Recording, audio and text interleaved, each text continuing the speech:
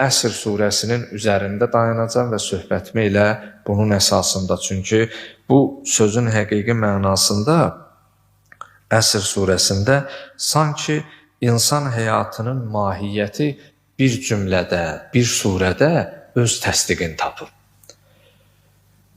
Zaman əslində görünməz bir səssiz müəllimdir. Yəni biz onu nə görə bilirik, nə eşidə bilirik.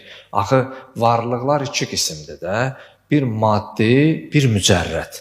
Məsələn, bizim özümüzdə, öz üzərimizdə bunu test etmiş olsaq, maddi mücərrəd tərəflərini, məsələn, mənim başımı görürsünüz, əlimi görürsünüz, büsbütün vücudumu görürsünüz. Bu bizim insanın maddi tərəfidir.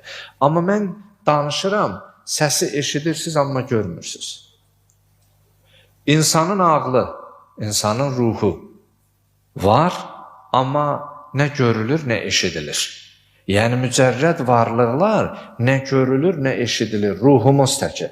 Biz vücudumuzu fizioloji cəhətdən görə bilirik. Amma ruhumuzu biz nə edə bilmirik? Görə bilmirik. Həmçinin əqlimiz, elmimiz, savad, idrak, şuur və s. Ona görə deyirlər, zaman görünməz bir səssiz müəllimdir. Biz zamanı nə görə bilirik, nə səsini duya bilirik. Amma görünməz səssiz bir halda bu zaman bizim ömrümüzdən alır və vaxtdan da gedir. O nə səs salır, nə xəbər verir. Amma hər gün bir parçamızı bizdən alır.